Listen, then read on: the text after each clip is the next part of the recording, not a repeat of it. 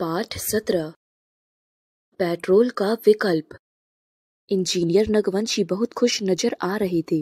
उनके चेहरे पर पहले जैसी गंभीरता, थकावट नहीं थी। लग रहा था कि वे अपने प्रयोजन में सफल हो गए हैं। उनका सपना पूरा हो गया था। उनका पिछले 5 वर्षों से चल रहा संघर्ष आज फलित हुआ। वे विज्ञान के विभिन्न क्षेत्रों में तरह तरह के आविष्कार करने में लगे रहे थे। कुछ चमत्कारी आविष्कार भी उन्होंने किए थे। मदन, आज मैं तुम्हें अपनी नई खोज के बारे में बताऊंगा। इंजीनियर नववंशी ने अपने सहयोगी से कहा। उनके सभी सहयोगी जानते थे कि वे किसी नए आविष्कार में व्यस्त हैं, पर किसी को यह ज्ञात नहीं था कि वह आविष्कार क्या है। सर, हम सब आपके आविष्कार के बारे में जानने के लिए उत्सुक हैं। सहयोगी मदन ने कहा। मैंने पेट्रोल का विकल्प तलाश लिया है और यही मेरी नई खोज है, जिसके बारे में मैं अभी आप लोगों को बताऊंगा।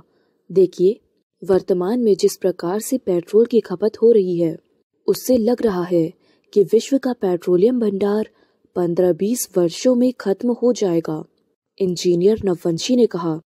सर, आप ठीक कह रही हैं। भविष्य में पूरे विश्व को पेट्रोल संकट का सामना करना पड़ सकता है, अहमद ने कहा। सर, पेट्रोल की कीमत भी दिनों दिन बढ़ती जाएगी, जिससे महंगाई भी बहुत बढ़ जाएगी। आम आदमी का जीना दुर्लभ हो जाएगा, गिरधर ने अपनी शंका व्यक्त की। हाँ, आप लोग ठीक कह रही हैं। पेट्रोल के बिना पूरा विश्व परेशान हो जाएगा, लेकिन हमें घबराना नहीं चाहिए। अगर समस्या है तो उसका समाधान भी है। यदि पेट्रोल का विकल्प ढूंढ लिया जाए तो पेट्रोल की समस्या का हल हो जाएगा, उन्होंने मुस्कुराते हुए कहा। लेकिन सर, पेट्रोल का विकल्प हो भी तो वर्तमान इंजन में उसका उपयोग कैसे होगा? इसमें बहुत समय लगेगा। बस यही सब बताने के लिए तो मैंने आपको बुलाया है।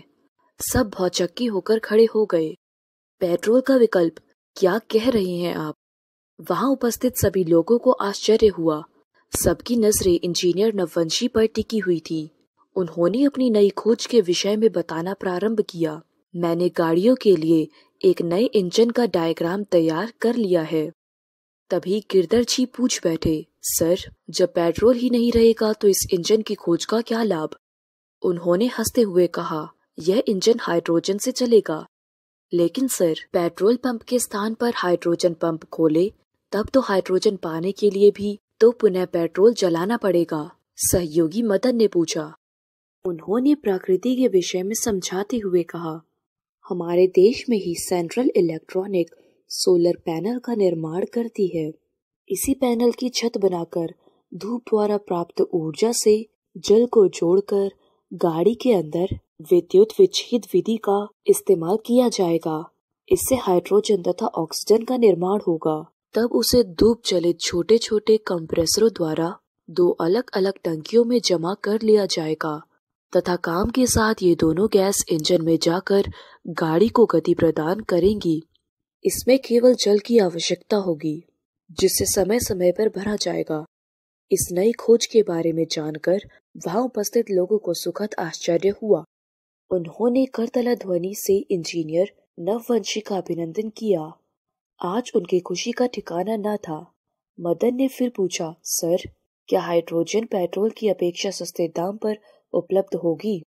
हाँ, यह पेट्रोल की तुलना में काफी सस्ती होगी। सबसे बड़ी बात यह है कि इसका उत्पादन पूर्ण रूप से हमारे देश में ही होगा, अतः इसे दूसरे देशों से आयात नहीं करना पड़ेगा। उन्होंने मदन की शंका का समाधान किया। सर, यह इंजन महंगा होगा, एक व्यक्ति ने पूछा।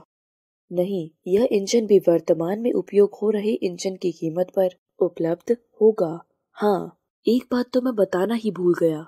गाड़ियों से प्रदूषक गैस भी नहीं निकलेगी, क्योंकि यह इंजन हाइड्रोजन को जलाकर ही छोड़ेगा, उन्होंने कहा। इसका मतलब हमें प्रदूषण से बहुत कुछ राहत मिल जाएगी, गिरधर ने अपनी खुशी जाहिर की। इंजीनियर नववंशी के इस आविष्कार के बारे में जानकर वहां उपस्थित लोग बहुत खुश हुए। सभी ने इस कल्याणकारी आविष्कार के लिए उन्हें बधाई दी तथा आगे की योजनाएं बनाने में लग गए।